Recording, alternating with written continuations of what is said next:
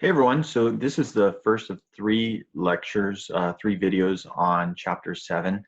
Um, this is probably my favorite chapter of the textbook, honestly. It's interesting and thought-provoking, and I hope you like it as well.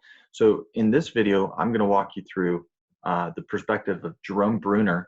So let me give you just a quick outline. Um, so we're going to talk about, the differences between cognitivism and behaviorism.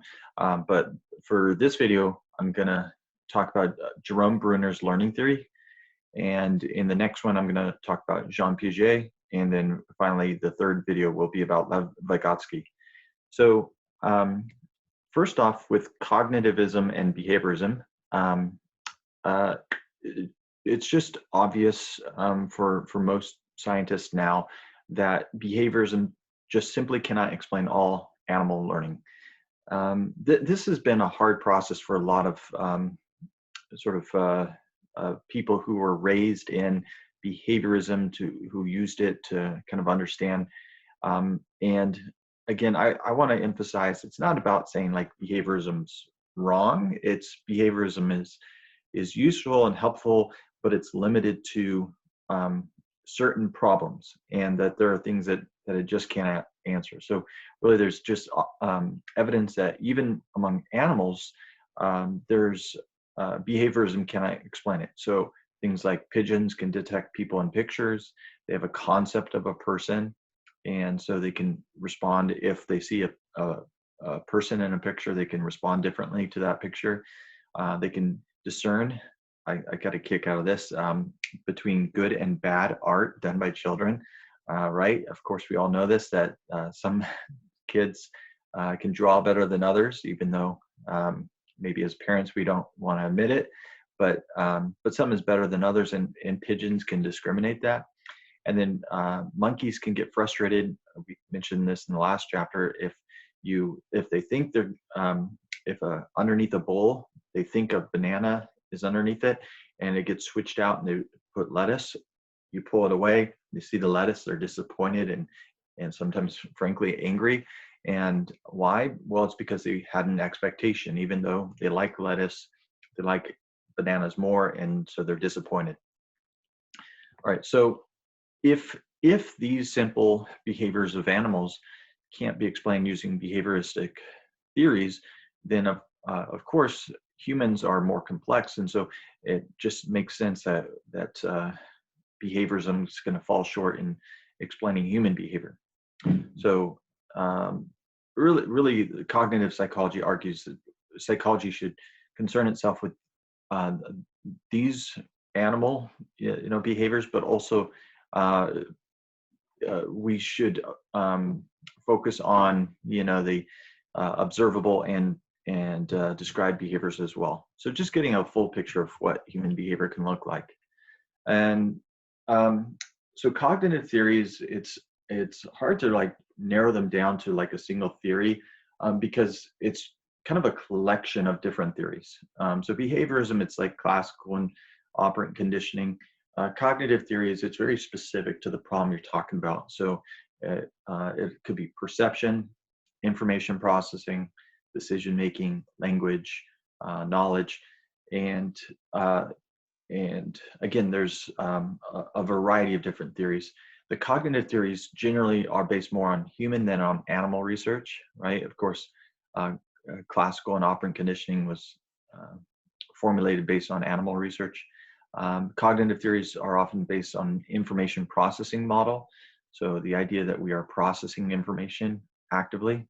And then cognitive theories aren't trying to accomplish that universal theory that explains all human behavior. They generally, again, are more focused on, let's just explain this particular process. So the main metaphor of cognitive psychology is computers. It's this idea that we have input and then output. So we have some perceptual and conceptual processes. This is our software, in essence, that allow us to perceive, determine how we act, and underlies our thinking, remembering, solving problems. And so we have to concern ourselves with, like, what is the software of our being? How are we making sense and processing information, and creating meaning, things like that. So the cognitive theories, they argue that current learning builds on previous learning. It's a constructive process, right? When I get approached with new information, even information, let's say in this class, it's not that in this class, everything you're learning is just encapsulated within, you're just learning this in isolation from everything else. Everything you learn in this class is building upon stuff you already know. Now, of course, some simple stuff is like what you know about language, and you can read and you can understand the words, but also just this idea that what you've learned in regards to, like, Christianity, when you're trying to make sense of it, you're building upon, like, oh, here's Christianity says this is how we learn and change, and then you sort of interact with that. It's again, it's never a vacuum that you're putting information in. So learning involves, the second point is learning involves information processing. It's not simply stimulus response. It's actually actively processing what is that stimulus, and how you respond really depends on how you process the information you get from the stimulus. And third belief of cognitive theories is that meaning depends on relationships among concepts and objects. So if you can look at something like a tool, you could see objects as tools that can help us achieve a goal. So when I look at a hammer, I necessarily cannot just perceive the hammer as a thing. I see it as something I can potentially use for some goals that I might have. Building something, or knocking something down. We can be flexible on what we use that tool for, but we see it as again, not just what it is, but what it can be used for. All right, so that was a little bit of backdrop. I'm going to focus in on Bruner in this video, and you could just remember the phrase "going beyond the information given." Sorry, it's kind of blocked by my video there. So that's really the key phrase from Jerome Bruner, that we go beyond the information we are given. We're extrapolating, and I don't know if you've ever heard the joke or the idea. There's two types of people in the world: those who can extrapolate beyond the information given, and then it ends there, right? And of course, the second is those who cannot. And so if you didn't guess that was the second group of people, then you probably may be those who cannot, but hopefully you did. So Bruner starts with this idea that the brain has evolved, and humans, of course, are not the fastest. There's cheetahs. We're not the fiercest. There's bears and other, lions and other predators that are more fierce than us. We're not the strongest, chimpanzees, those. What really was our advantage was our intelligence, and the fact that we can plan out, we had strategies to try to outwit predators. And the thought behind that is that that advantage developed through millennia of evolution. And humans eventually had enough intelligence that they were able to create culture. And that culture put people into groups where we can collaborate, and villages where we can help each other survive, and then not only just survive, but start focusing on solving other problems, like how do we get along well, how do we share, how do we create new products, and pursue happiness in different ways. And so again, all of that was a process that is embedded in the fact that our brains had special capacities. So the brain evolved. The brain capacity allowed for not only a evolution that allows us to be more fit, it also allowed for a cultural evolution, the ability to communicate, be aware, and again, the language was really the most crucial element of it.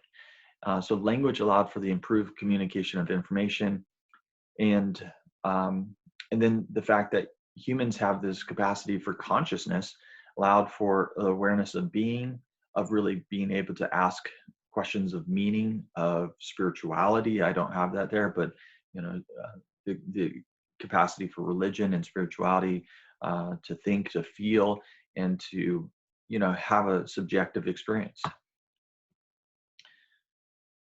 And Bruner argued that the evolution of mind, again, he's not necessarily saying that that all of this was physical, but he would say that the brain is changing, but he would focus more on the mind changing.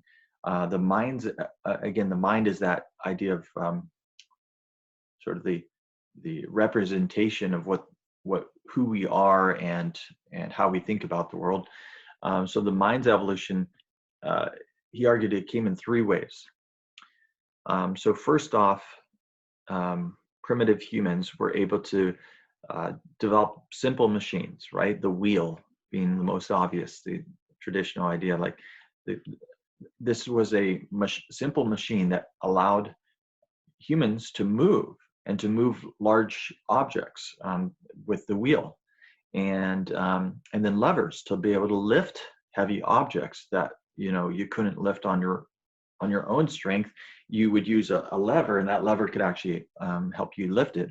And then, of course, weapons. So more nefariously, right? This idea that we can harm other people, but also to protect ourselves, also to hunt, and it amplified our motor capacities.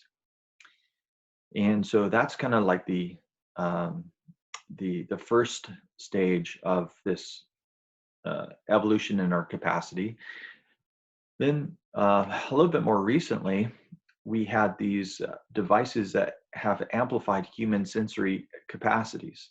So the telescope, radio, television, these other ways that we've been able to improve our capacity, of course, like glasses, but just different things that allowed us to see what we can't see in front of us. So again, the telescope, microscope, things like that, hear, and to be able to sense, and this increased capacity for sensation. And then finally, the third phase is this these machines that have amplified human intellectual capacities. So computers and computer languages, the technologies we use, our smartphones. So again, our smartphones help us communicate. So they're a device that amplifies human sensory capacities, but they're also, at least theoretically, able to make us more productive and to be able to do more. And to right, you can keep a shopping list on your smartphone, and that unburdens your brain and your mind so that you can offload it onto something else. Okay, so again, all that's from this theorist, Jerome Bruner. He passed away kind of recently in 2016. And so here he is. So just a quick bio sketch. He was born in New York to a Jewish family. His father died when he was 12. His mother often moved the family. He went to Duke for his bachelor's and then went on to Harvard for his PhD. Interestingly, he actually served on the psychological warfare division. This is part of the controversial history of psychology, is that sometimes it's been used for torture and things like that. And his research has actually been very eclectic. And so he's been very influential in education as well as in psychology. Okay, so again, going back to this idea of the evolution of the mind, so Bruner argues that the representational systems that children uses as they develop closely parallel the history of human inventions. So he argues, okay, I'll start with this right side. Again, the human invention of the wheel, the lever, things like that, these machines that were able to amplify what we are capable of doing in regards to motor movement, right? And then the second phase was the amplification of sensory capacities. The third phase is the amplification of intellectual capacities. Well, he argued that children, so this is sort of a developmental theory about children. He said, well, first off, they're able to start moving, right? They're able to start uh, just navigating their environment. They learn to walk, they learn to talk, they learn to, play, things like that. And then later on in their development, they really are starting to able to classify, represent things in terms of their sensory capacities. They're able to make sense of the things they see. And then the third phase is the symbolic representation. This is the capacity to symbolically understand the things that they are encountering, right? The capacity for logical thinking and for abstract thinking. So you could see this in this process. All right. So um, again, we all went through this process. We all started off with inactive representation. We represent objects as the sensations they experience as they interact with them.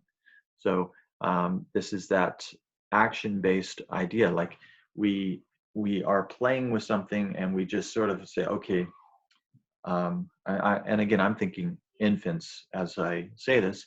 You know, we stick things in our mouth as infants, and we are saying, okay, this is something that feels this way, and that makes this sound when I knock it, and things like that. And so it's like I understand this rattle because I hit it, and it makes certain noises, and it feels a certain way, and I see it's got certain colors. So early in development, that's how we understand things, action based. But then we start to represent using mental images to stand for certain objects. So we think about a Starbucks logo and say, oh, that's a place where you go to get coffee. So we have this image-based representation. And then you have this symbolic representation using symbols that look nothing like the object to represent objects and concepts. So this is that language-based representation. So children, again, this is still pretty early on in development, 6, 7 years old, they're starting to really say, okay, that thing is a representation of something else. And so Bruner argues that we integrate, right? We don't give up inactive or iconic or symbolic representation. We integrate them all in our sensory experiences and thoughts. So but most important is this symbolic representational system. So to be able to systematically reason through something, we have to have sort of understanding of ethics and what's right, what's wrong, what's good, what's bad. And these representational systems are what we as a community use to solve problems together, right? And so Bruner's theory of representation is, so what Bruner did is they said, okay, what happens in this symbolic representation phase? He said, one of the most important ways that we are symbolically representing is we categorize things. We put certain things we see into categories. And that requires, again, this is a cognitive theory, that requires that we have concepts um, understandings of groups of things. It's a rule that classify things as being equal. All right. You see one great big grand sequoia tree, and then you see one, little. Uh, I'm trying to think of a smaller tree, well, like an oak or a maple, and you say, okay, well, they look very different, but my rules says, okay, it's got a trunk, it's got a branches, it is a tree, it is those things are different, but they're equal in all being trees. And so again, this is a cognitive processing of the stimuli that we see all around us. And so information processing and decision making involve categorization. We put things into categories. I really think this is so fundamental to our ways of thinking. Um, so it this process, and again, I mentioned this quote before, implies that we go beyond the information given. We are able to make predictions about events or about objects based on their category membership. So I can say, all right, uh, that animal is a dog, and so I could play fetch with it, right? And sometimes that may be wrong. I've never, let's say again, I'm using an example of a dog. You come across an animal that has a wagging tail, has fur, he walks on all four paws, and has a snout in a certain shape, and you put that animal into this category of being a dog, and then you make some predictions about how that animal will behave, and you say it's going to act like a dog. um, I've never encountered that dog before, it's brand new to me, but I can still make predictions about that dog. And Bruner says this is so critical for navigating the world around us. If we are always trying to study each thing we come into account into contact with, and trying to figure out how is it going to behave, well, that's going to be incredibly difficult and demanding. So what I should rather do is start creating categories, understanding how those categories behave, and then sort of assuming that everyone's going to act that way, or everything is going to act that way. So to do this, humans have to discern which attributes or characteristics are relevant to the category. So those are criterial attributes. And these criterial attributes are used to form the rules that determine how objects are categorized. And certain attributes have more weight. So let me give you an example of this. So let's say you have well, I gave an example of dogs. Let me go with a bird, right? What is a bird? A bird, we know, is what's an animal? It's alive. It has feathers. It has a beak. It flies. It has, what are some other attributes? So there's a series of rules that we have about birds. Now, the fact is that sometimes there's some violations, right? Penguins don't fly. Penguins, I don't even know if they truly have feathers, but they have wings, right? And they have a beak, and they have other things that make them, we call them birds for a reason. And so this idea that we have these set of rules of attributes that we have that are relevant to categorizing in a certain way.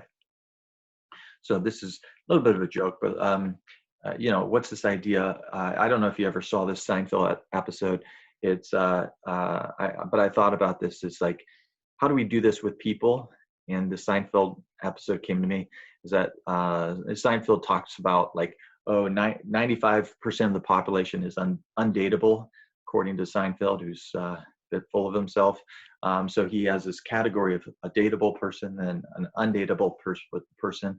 And he thinks that he can sort of classify, well, what are his criteria? Seinfeld tends to date just beautiful women, and so he has this category where here's a dateable person, here's an undateable person, and he has rules and concepts that puts people in those kind of categories, for better or worse, of course. So these are we call these coding systems. Coding systems are ways that we create categories, and we understand that they're hierarchical, that there's different layers in terms of things that we encounter. And I'll show you an example of that. So these coding systems can be thought of as hierarchical arrangements of related categories. So the highest category is the most general, and then the categories below it are more specific. So I guess going back to dogs and birds. So we know that they both fall under the category of an animal, right? So that's a higher order category. Of course, there are also living things, right? And so there's living things, there's animals. Some things aren't animals that are still alive, like trees. And then where they get differentiated is you have mammals, and then you have birds. And so that's where they fall into different categories. And then, under dogs, under mammals, you have, well, humans are mammals, and you have whales, and you have some surprising mammals. And then you have dogs as one category. But of course, there's a lot of different breeds of dogs. And so that is kind of where it gets more teased apart. And then you have, birds, and then you have all these, well, I don't know the different categories of birds, but yeah, there's different categories of birds. You can obviously say birds that can fly and birds that can't fly. And that's, again, a coding system we use. So here's another example. You can talk about consumables, things that you can consume. Well, you notice I didn't say things you can eat, because sometimes things that you can consume are solid. Sometimes things that you can consume are liquid. Under solids, you have meats, vegetables, fruit, etc. Different types of meats, beef, turkey, different types of vegetables, different types of fruits. And then for liquids, you have collected and prepared liquids. So collected are milk and water, and milk can be goat milk or cow milk. Of course, water, you could have bottled water, etc. And then prepared, you have coffee, tea, other ones like that. So these coding systems are ways of categorizing new objects and placing concepts into, and this is really critical for us to generalize or transfer information. So of course, we have a categorization of Republican and Democrat, and so we say, oh, that person's a Republican. We generalize and say, oh, this is what they probably believe. Oh, that person's a Democrat. This is what they probably believe.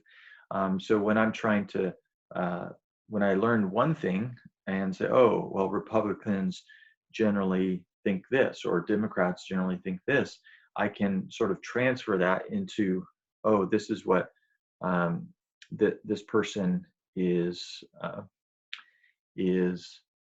likely to believe. Now, if you become more, what does education do sometimes? Hopefully, education can actually help you differentiate between general categories. It can equip you to think, oh, well, there's different types of Republicans and different types of Democrats. And so it could help you develop categorization like this. Oh, there's a continuum of personal freedom and continuum of economic freedom and continuum of political freedom. That there's, in terms of libertarian versus authoritarian, or what is that? And then authoritarian and libertarian for economic freedom. Oh, so each of these are how much control versus liberty you give for politics, economics, and personal freedom. And so you have, you potentially can have education can give you a more complicated, complex understanding of people and of their different political views. All right, so how do humans match sensations with categories? So when we encounter something, how do we put it into that category?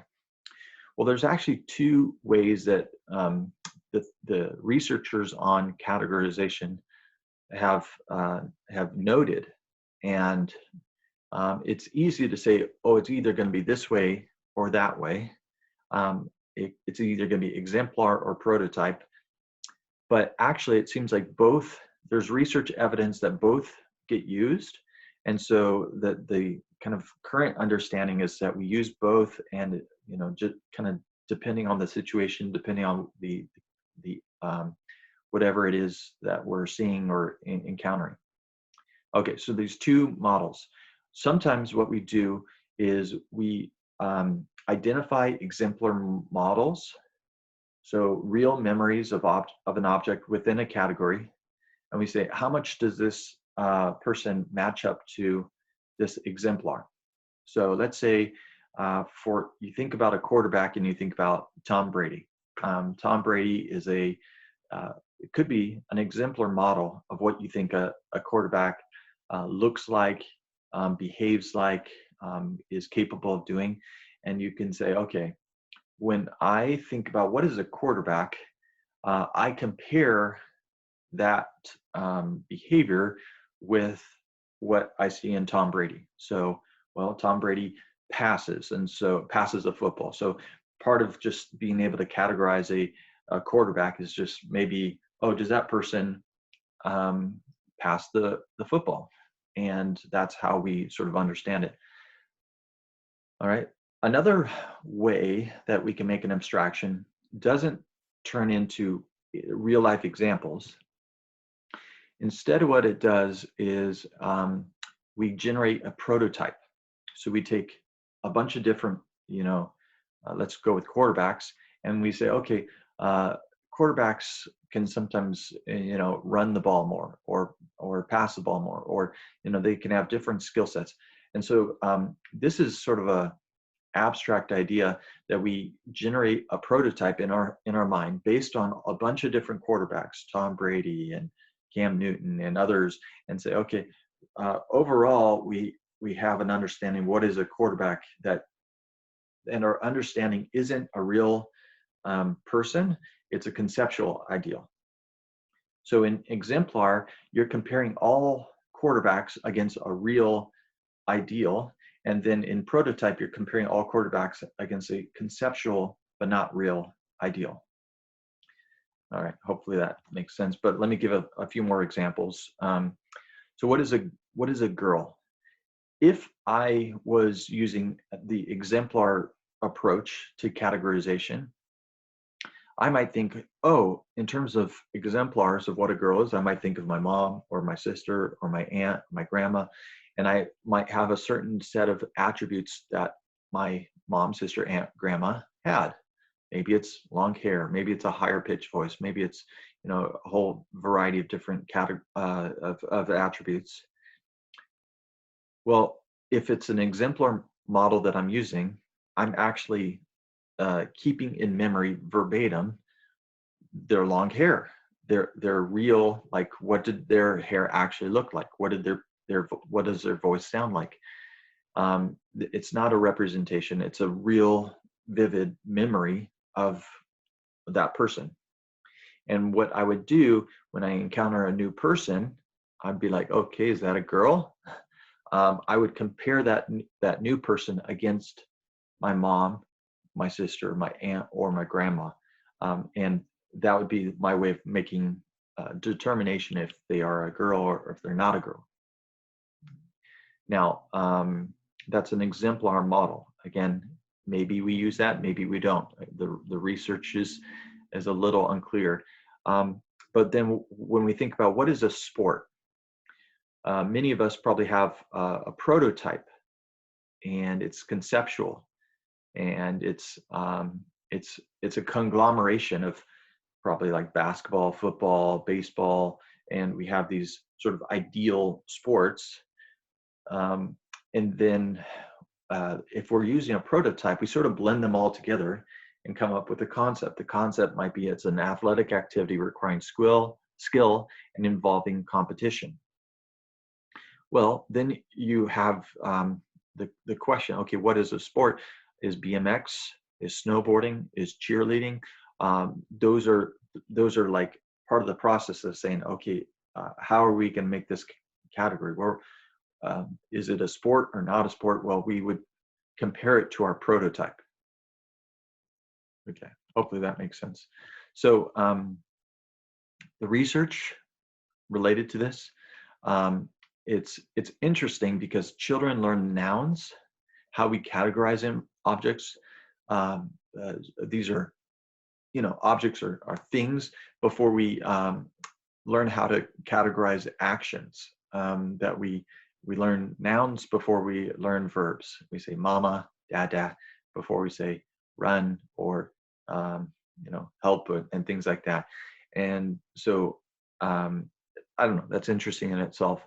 But category boundaries aren't always clear cut, right? We always have the penguins who can't fly. We always have, the question of like, is cheerleading a sport? Where sometimes, yeah, there might be some question marks, and that's no insult to cheerleading. I'm just acknowledging what many people have said, and so there's often significant interpretation, and again, that just is the way it is. The neurobiology, so the parietal lobe, remember that's the sort of the peak, not quite the back of the head, but the peak of the head. That's involved in the perception of attributes. So that's involved in sensory perception and just kind of detecting, okay, what do I see here? The frontal lobe is involved in categorization, saying, okay, what category does this actually belong to? Now, coming back to Bruner. Bruner, again, initially was developing this cognitive sense and really emphasizing, how do we categorize and how do we code? Again, coding being this, separation process. But Bruner later on became more interested in the question of meaning.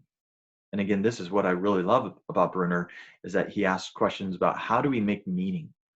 How do we tell the story about our lives? And like, why do we perceive our lives as having meaning? And why do we perceive ourselves as having a certain identity? And Bruner argued that we construct our own notions of reality through storytelling. So we tell stories. So it's a narrative construction of reality. So what I love about this is initially, you hear about Bruner's theory and it sounds like, oh, he's very much he's talking about, very specific beliefs in concrete, attributes and things like that. And he steps away from it in his later theorizing and saying, well, yeah, we may do that, but more powerfully, or for the real critical things, we often tell stories, right? So if you are trying to make sense of what is this animal that is wagging its tail and sticking its tongue out and doing all these things, and you might say, oh, that's a dog that I play fetch with, right? There's a story that I tell about that dog. That is a dog that greets me and jumps up on me when I come home. And that idea of storytelling is how we construct our reality around us. Okay, so Bruner says we don't just see reality as it really is. We are constructing it. We're telling stories about the world around us. And these narratives provide us with a sense of stability and consistency. Now, just as when we categorize a bird and say a penguin is a bird, and there's some fuzziness to it, which essentially means there's some, potential for inaccuracies. To be honest, there's some potential for inaccuracies in the stories we tell about our reality, right? So, of course, some people tell, well, I'll come back to spirituality, but I'll touch on it right now. Some people can tell a story that God is the creator, God made the world around us, and they have a sense of stability and consistency.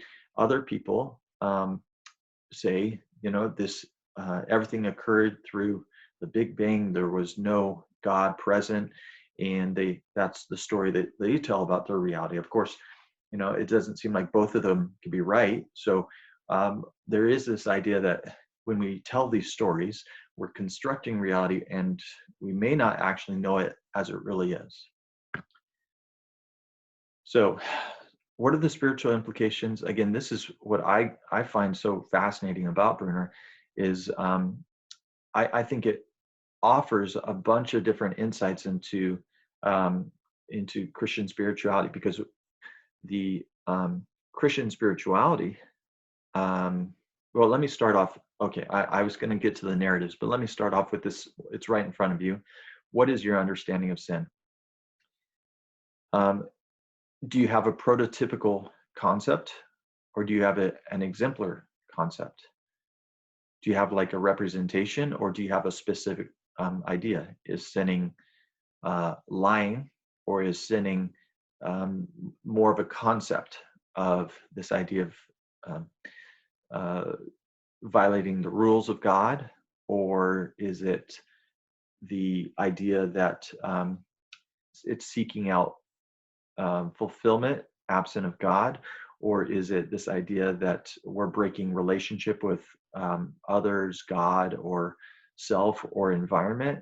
Um, or again, do you just have a list of exemplars like, oh, what is sin? What's that? The 10 Commandments. If you covet, murder, steal, etc. And right, it's interesting to think about how we understand sin in this process of categorization. Now, another idea that Bruner offers is, how can we understand the Bible? Um, and it's sort of, so again, this is my perception. If we're just trying to understand it as, oh, here are behaviors and here is how we categorize the behavior, if we're just trying to memorize facts, it's not very fruitful.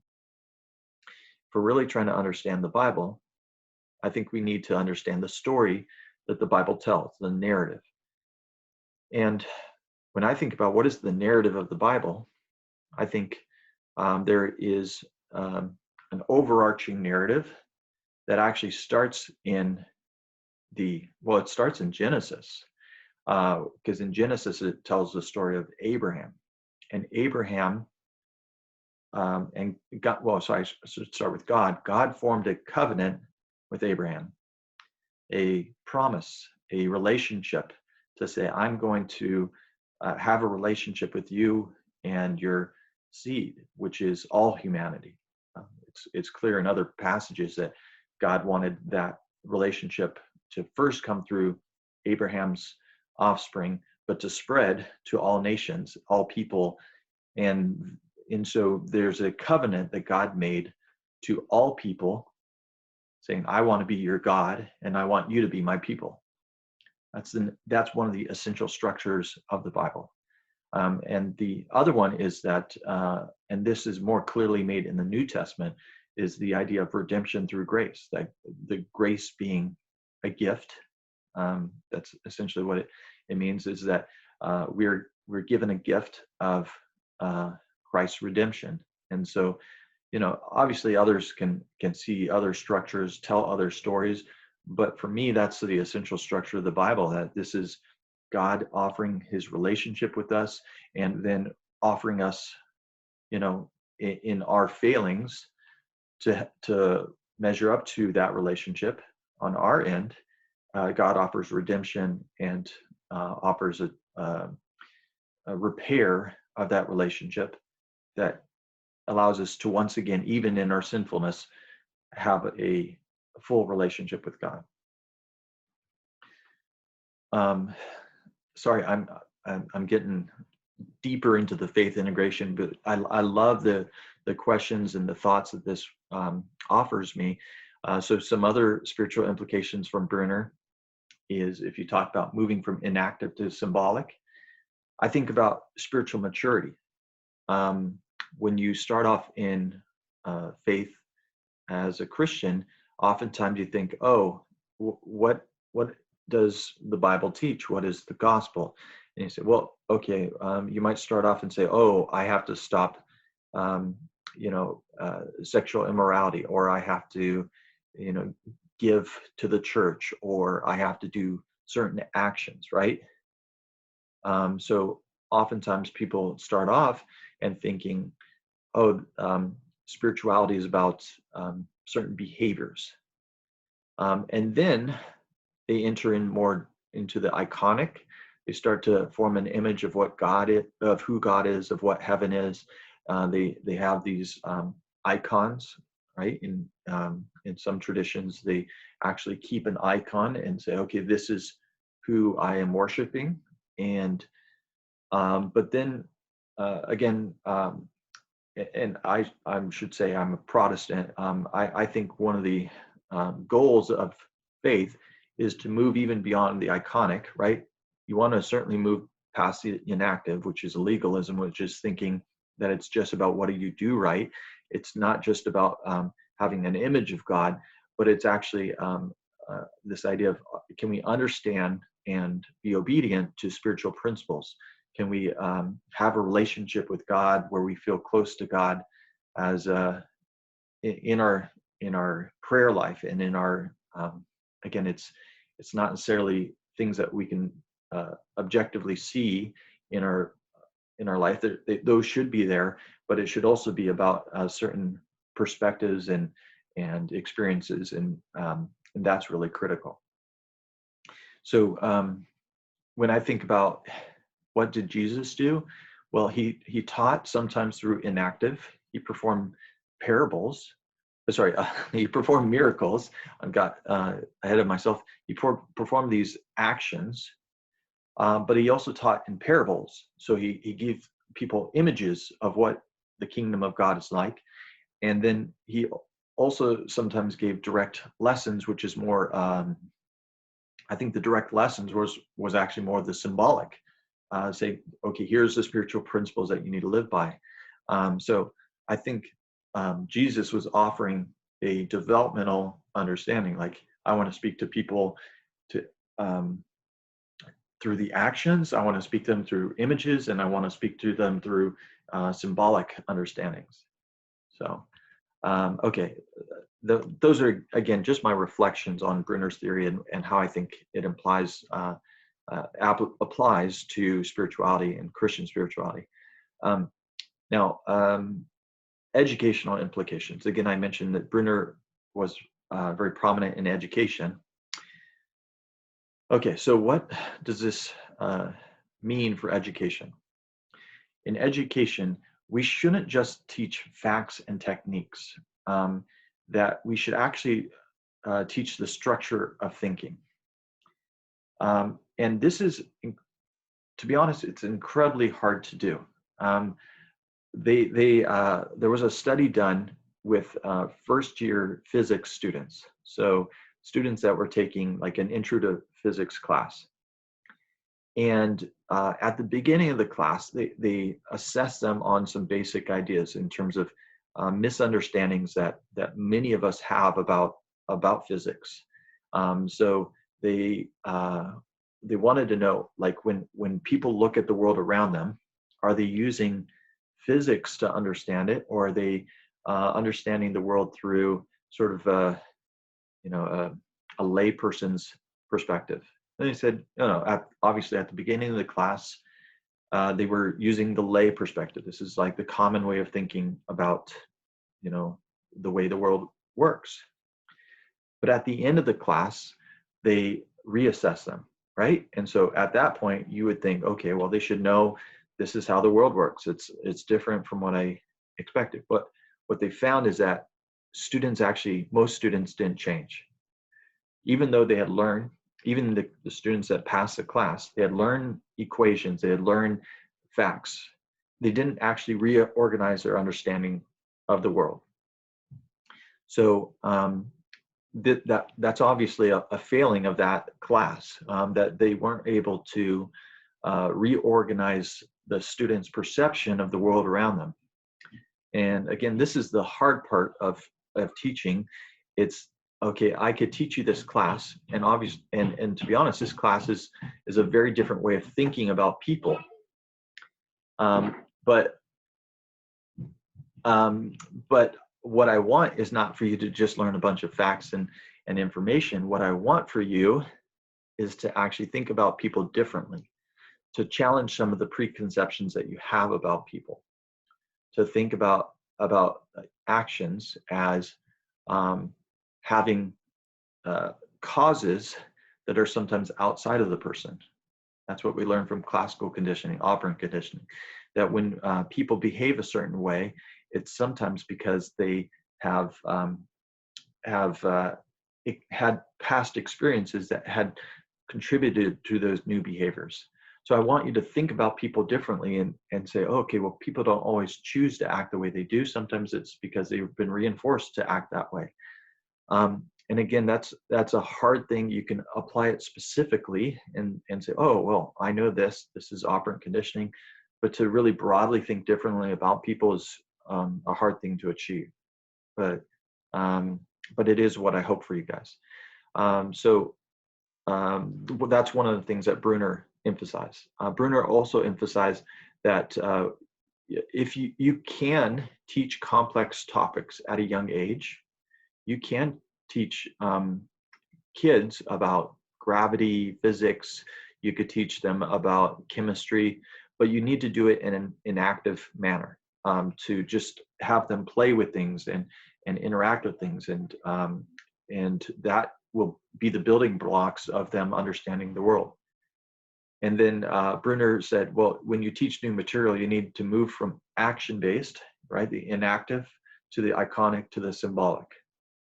So again, start off with the inactive, and then move to iconic, and then move to symbol-based. That's a good process.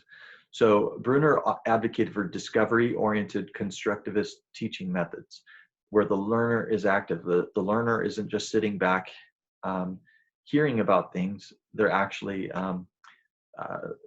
trying to test them out. And so if you're trying to teach them about math, you give them problems and say, okay, take these 2 blocks and then move them over here. And well, how many blocks do you have now? And you could say, and you can give them tasks and things like that. And that they're going to learn more quickly and more deeply if they do that. And then he also argued that there needs to be a spiral curriculum.